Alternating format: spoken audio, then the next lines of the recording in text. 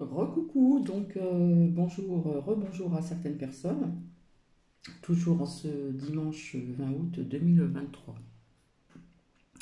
J'espère que vous allez bien depuis tout à l'heure. Voilà, donc comme promis, je reviens pour un second partage euh, à visionner, à écouter bien sûr, via ce que je vous ai parlé, donc euh, vivre sous la terre, hein, c'est la Chichine, et ces personnes, on les appelle donc la tribu des rats. Voilà. Comme je vous l'avais dit, j'avais vu un reportage il y a très très longtemps, des années en arrière, et c'était pas le même.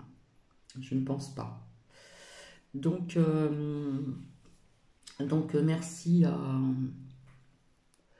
Marivonne, voilà, puisque les comme en terre ont été désactivés. Bon, déjà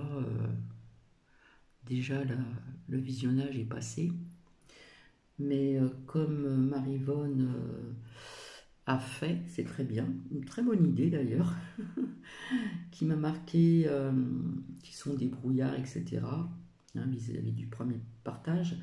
Eh bien, Marivonne a eu l'idée de mettre le commentaire, peut-être, je ne sais plus si c'est sous un partage d'une autre vidéo ou soit en communauté. Je fais coucou aussi à Marie, voilà, qui va se reconnaître. Oui, quelque part, on n'a vraiment pas à se plaindre quand on voit ça, puis quand vous allez voir le reste aussi, hein. Donc, voilà. Alors, par contre, ce que j'ai omis de dire, c'est vis-à-vis d'un partage que je vous ai fait il n'y a pas très longtemps, où le titre c'est euh, oh zut, c'est limé. Je suis fatiguée, mais c'est pas grave. Qu'est-ce que c'était le titre? Euh, le titre d'un partage de vidéo. Ah oui, sortez de votre zone de confort, de votre zone de confort. Finalement, j'ai fait une erreur de mots, donc ça peut tout changer. J'avais dit,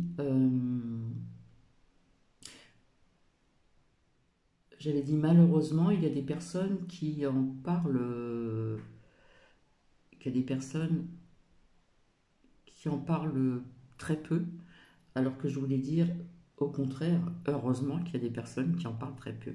Voilà, je répare mon erreur. Donc vous allez voir, hein, ça dure 20 minutes. Et puis, euh,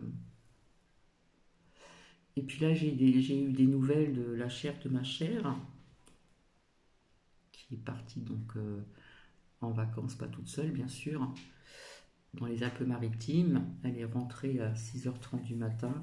Et finalement, c'est aujourd'hui qu'ils vont avoir 37 degrés, donc l'après-midi. Donc voilà, 37 degrés, c'est énorme. Donc à partir d'une certaine heure, tout le monde va rester à la maison. Les stores fermés, bien sûr, parce que c'est quand même une maison qui est pas mal grande aussi, qui a pas mal des grandes baies vitrées, des fenêtres, etc., pour garder un petit peu de fraîcheur. Donc c'est quand même énorme. Donc comparé quand même à ici, où il fait déjà quand même chaud et que les nuits entre guillemets sont quand même tropicales, hein, c'est moite, etc., etc. Imaginez-vous 36 degrés, il y a pire aussi ailleurs, hein. Voilà.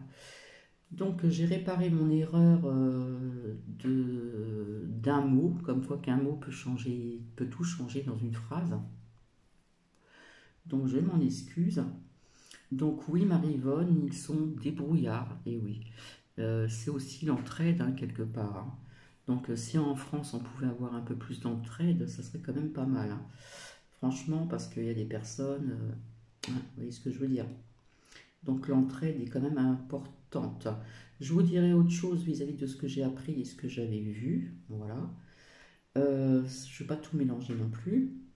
Et donc, bah, je vous laisse visionner en espérant que ça va venir jusqu'à vous. De toute façon, il y a des personnes qui ont le visage quand même flouté, caché. Voilà. Et quand on verra la popo, les lys venir, ben, je mettrai sur pause et voilà, je vais éviter quand même de vous faire montrer ceci. Voilà.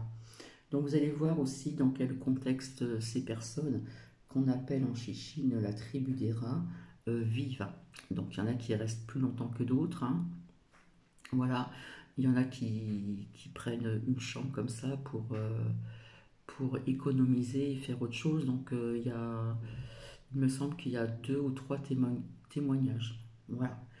Donc je vais faire ce qu'il faut et puis je vous dis bon visionnage. Si jamais ça ne fonctionne pas, que ça ne passe pas, j'espère que YouTube va être quand même dans la bienveillance pour ceci.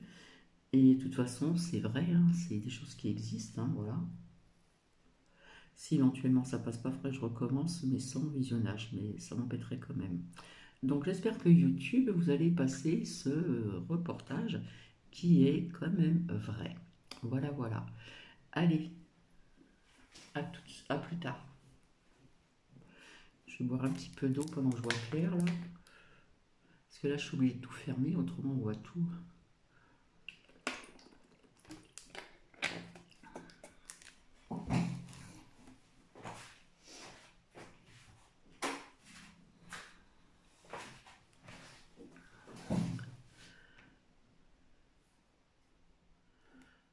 Alors, on va faire comme ça. Hop.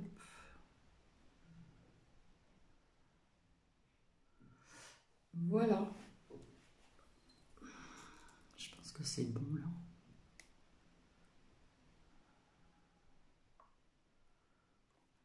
Allez. La tribu des rats? C'est sur internet que j'ai appris ce terme. Je crois que c'est de l'ironie. Mais en fait, c'est humiliant, négatif.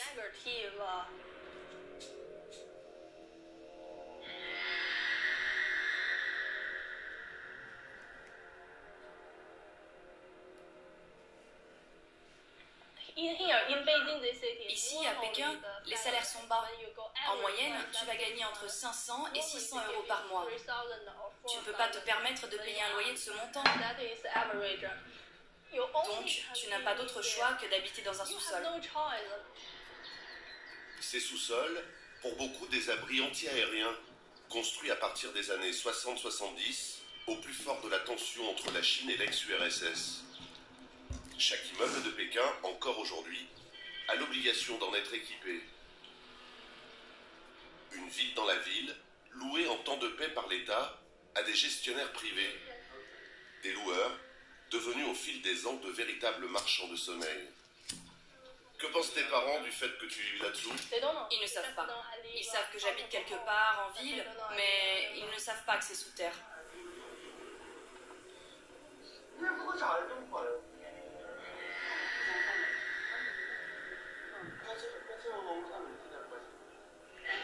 Entrez. Ça, c'est ma valise. Ici, des petits poèmes que j'ai collés au mur. Ce sont mes affaires. Et ici, c'est là où je dors. Parfois, je m'assieds ici, dans cette sorte de canapé que j'ai fait moi-même. Quelques minutes à peine après avoir accompagné Vilma sous terre, dans le couloir, une caméra de surveillance nous repère. Manifestement, notre présence dérange. Partez. Glorieux pour les loueurs, une surpopulation que le régime préfère cacher. Question d'image. À Pékin, vivent près de 22 millions d'habitants. Depuis 20 ans, la croissance économique est vertigineuse. Un miracle économique à marche forcée qui atteint aujourd'hui ses limites. Enquêter sur la tribu des rats n'est pas chose facile. Pour mieux comprendre le phénomène, nous essayons de louer nous-mêmes une chambre dans les sous-sols de cet immeuble. Nous sommes dans un quartier étudiant. Nous tournons en caméra cachée.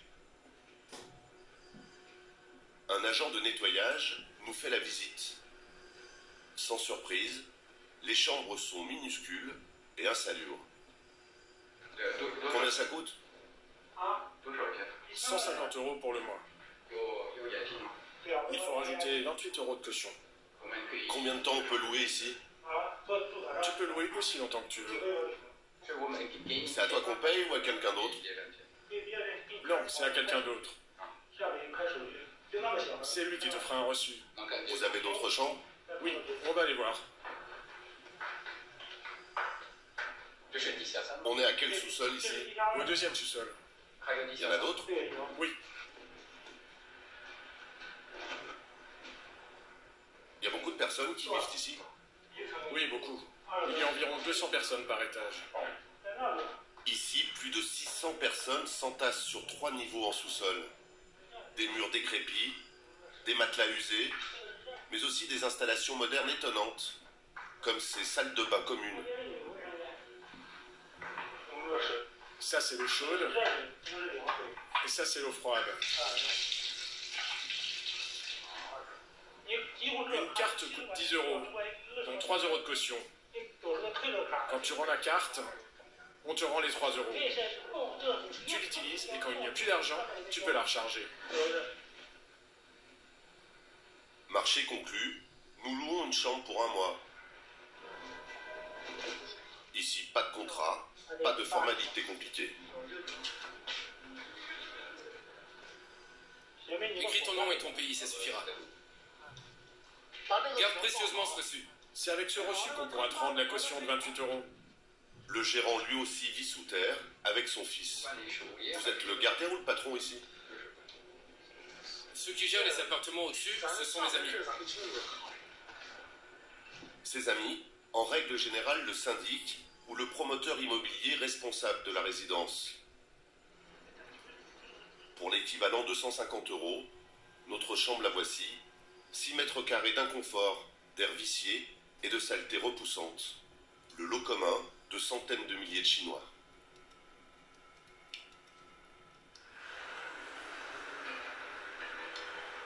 Retour en surface. Paradoxalement, c'est à l'air libre mais pollué de Pékin qu'on appréhende le mieux le phénomène de la tribu des rats. 10 heures par jour. L'évolution de la capitale chinoise et de sa population, il en est le témoin privilégié depuis 8 ans.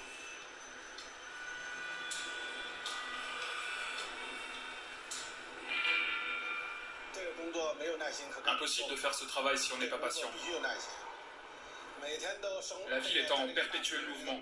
Il y a des embouteillages à toute heure.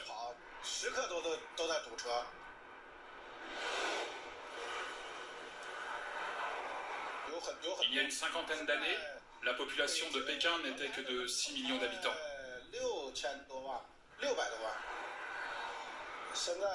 Aujourd'hui, nous sommes environ 22 millions. La population a augmenté et a dépassé ce que la ville est capable de supporter. On peut dire qu'il y a trop de gens. Il n'y a plus beaucoup de terrain. Par là, ce sont des bureaux, pas des résidences. Le prix de la terre est trop haut, donc les prix des appartements s'en ressentent. Aujourd'hui, l'agglomération pékinoise s'étend sur une superficie 8 fois plus importante que le Grand Paris. Une ville tentaculaire et un gigantesque bassin d'emploi pour les Chinois venus des 4 coins du pays. Il y a de plus en plus de provinciaux, ce qui fait que la ville est de plus en plus congestionnée.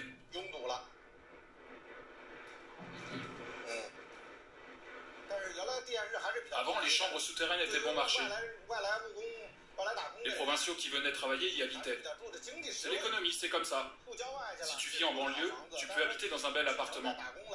Mais si tu dois venir en centre-ville pour travailler, le temps que tu passes dans les transports double ou triple avec les embouteillages qu'il y a à Pékin. Alors que si tu habites en sous-sol, tu peux aller au travail en 10 minutes.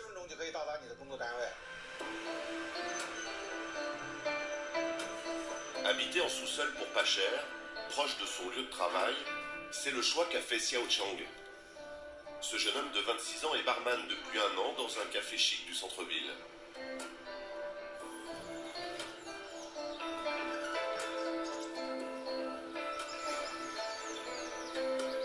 Comme des milliers d'autres provinciaux, il a quitté son village à 1200 km au sud de Pékin pour venir y tenter sa chance.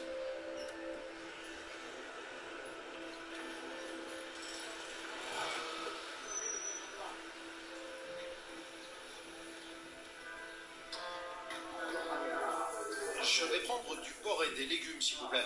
Vous le voulez comment? Pas trop épicé? Oui, c'est ça.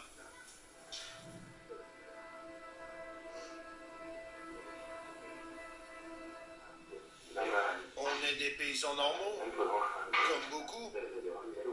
Mes parents élèvent des poulets à la campagne. Ils en ont plus de 2000.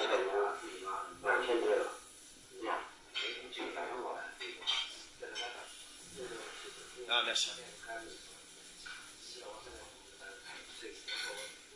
Tu veux faire comme tes parents? Oui, mais pas des poulets. Quand je rentrerai chez moi, je vais élever des lapins. Et puis des oies aussi.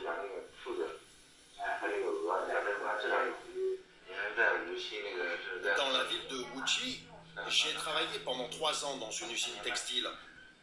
Je faisais des vêtements, un peu à tous les postes, des manches ou des tours de taille par exemple. C'était fatigant, mais je l'ai fait. De 7h du matin à 22h le soir. Et puis j'ai décidé d'arrêter et de venir à Pékin.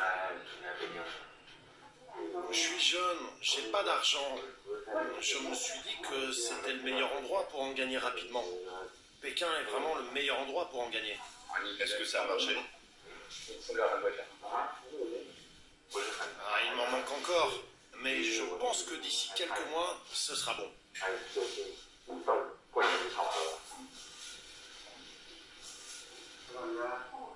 En venant travailler dans la capitale, Xiao Zhang a dû accepter des conditions de vie difficiles, mais aussi le regard des Pékinois, comme un étranger dans son propre pays.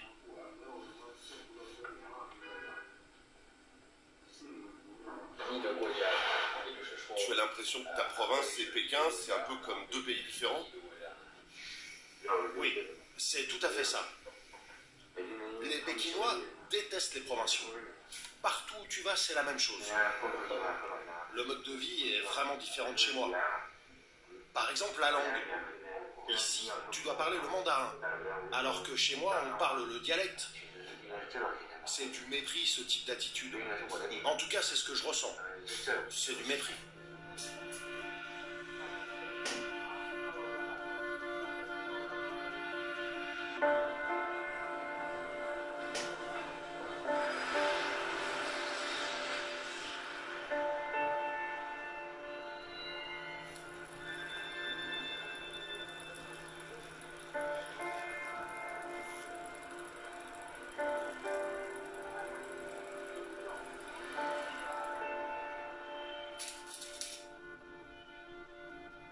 Payé à peine 210 € par mois, Xiao économise le moindre yen.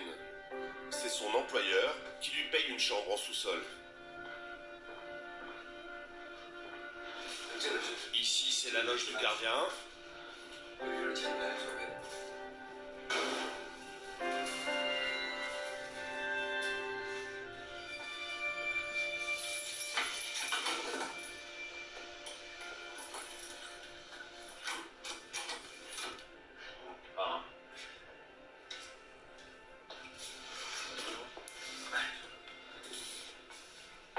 Voilà, c'est chez moi.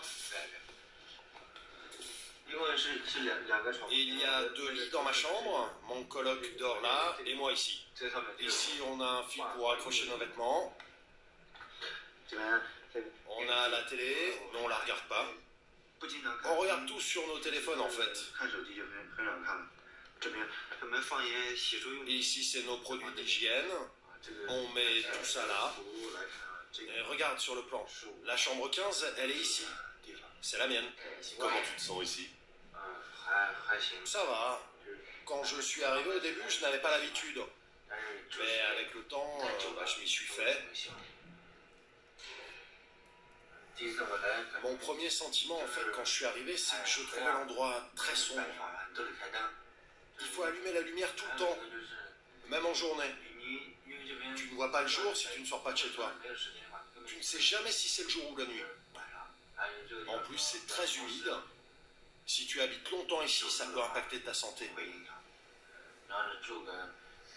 En tout cas, moi, je n'ai pas vraiment envie de vivre ici trop longtemps. Tous les jours, je pense à déménager. C'est vraiment pas terrible comme endroit, mais j'ai pas le choix. Je me donne comme limite le nouvel an chinois. Après ça, je ne reviendrai plus jamais à Pékin. En nous parlant, Xiao Chang a pris des risques. Le propriétaire ne voudra peut-être pas qu'on le filme mal. T'es trop con, je vais te dénoncer. Mais il ne filme que moi. Je m'en fous, tu vas voir. Aux dernières nouvelles, Xiao Chang n'a pas été inquiété.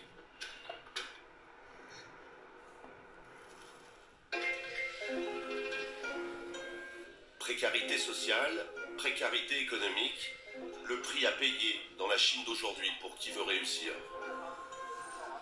Des caves aux galeries d'art, de l'obscurité à la lumière, c'est le parcours de Wang Su, 32 ans.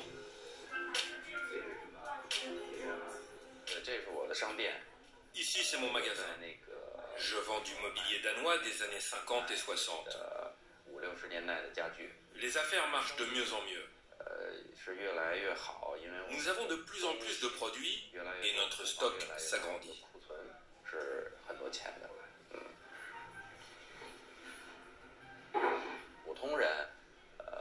Les meubles que je vends sont à la mode depuis 3 ans environ.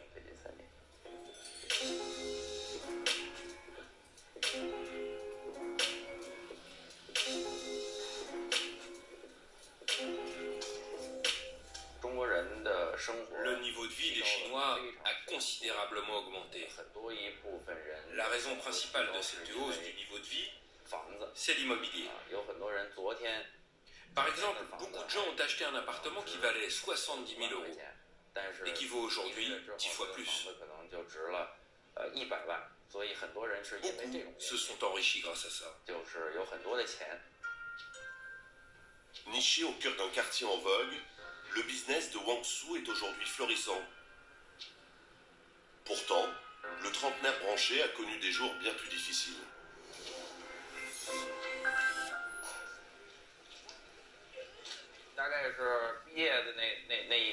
Quand j'ai fini mes études universitaires, ma mère est décédée. Mon père et moi, nous n'avions que 1400 euros d'économie en tout et pour tout. J'ai donc cherché du travail.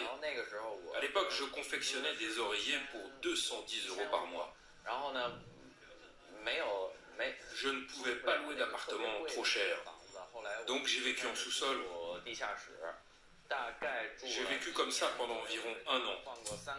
Et j'ai changé 3 fois d'endroit. Je commençais à 8h ou 9h. Et je travaillais jusqu'à 22h en cas d'heures supplémentaires. Et en cas de déplacement, encore plus. Je ne dormais que 3 heures par nuit. J'ai alors décidé de me mettre à mon propre compte. Tant qu'à passer 10 heures par jour à travailler, je me suis dit que je pouvais gagner plus, en travaillant pour moi au lieu d'être employé. Je savais que c'était un moment difficile à passer, mais que les efforts finiraient par payer. Non loin du quartier chic où il a implanté sa boutique, Wang Su accepte de revenir sur les lieux où il a habité dans sa jeunesse. Il faut rentrer par la porte de derrière.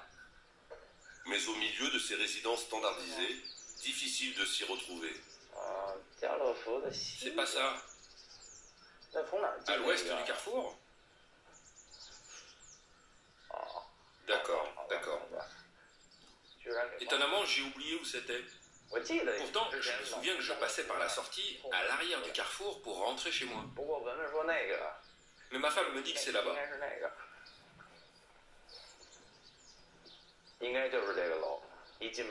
Ça doit être cet immeuble. J'ai vécu là environ 3 ou 4 mois. Il me semble que le loyer me coûtait entre 40 et 55 euros par mois. Bon, alors comment on rentrait à l'intérieur déjà? Bonjour, excusez-moi, le souterrain. On ne peut plus passer. Il n'y a plus personne? Il n'y a plus personne. Tout le monde est parti? Oui. Surprise pour Wang Su, les sous-sols qu'il habitait sont désormais condamnés. Et ce n'est pas un cas isolé. Régulièrement, la télévision chinoise relaie des opérations d'évacuation ciblées, comme ici en novembre dernier. Notre journaliste a suivi les huissiers de justice du tribunal de Haidian dans les mètres carrés. Il n'y a pas de sortie de secours.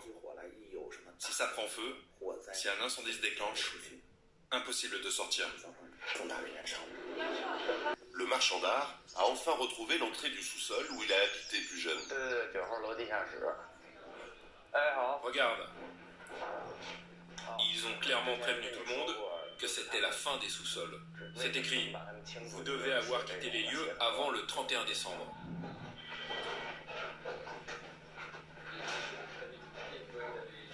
C'est complètement détruit ici. Oui, on casse tout. Quand est-ce que vous avez commencé à tout détruire? On sait pas trop. Je vais faire un tour, j'habitais ici avant. Tu as habité ici en quelle année? C'était il y a un bout de temps. C'était en 2006. Je descends voir.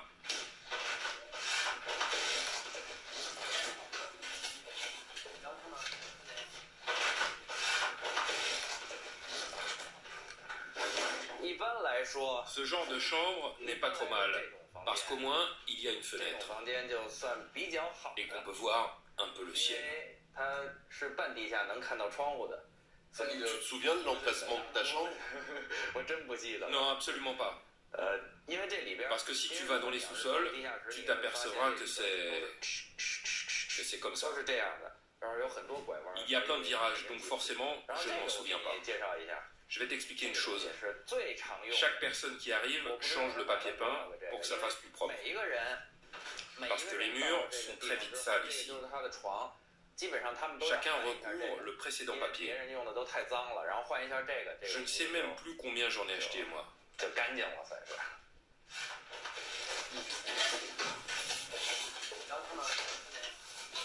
Oh putain. À cet endroit, on se brossait les dents.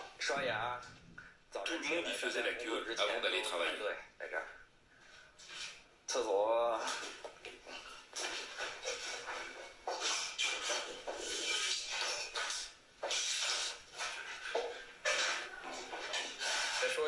Qu'est-ce que ça te fait de revenir ici?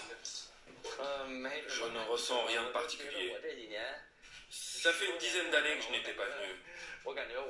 Le temps passe vite. Voilà ce que je ressens.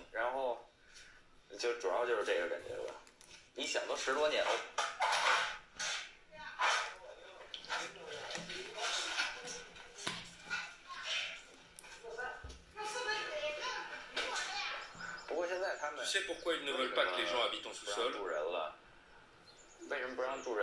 En fait, habiter sous terre n'est pas si dangereux. C'est parce qu'il y a trop d'habitants à Pékin. La mairie veut réduire le nombre de provinciaux. Pour ça, ils ont plusieurs solutions. Et fermer des sous-sols, ça fonctionne plutôt bien. Avec les expulsions menées par les autorités, certains provinciaux sont repartis ou vont repartir. Mais d'autres ont déjà trouvé la parade. Après les sous-sols, beaucoup d'habitants ont désormais investi les balcons. Les rats s'adaptent toujours. La fin de la surpopulation de Pékin n'est pas pour demain.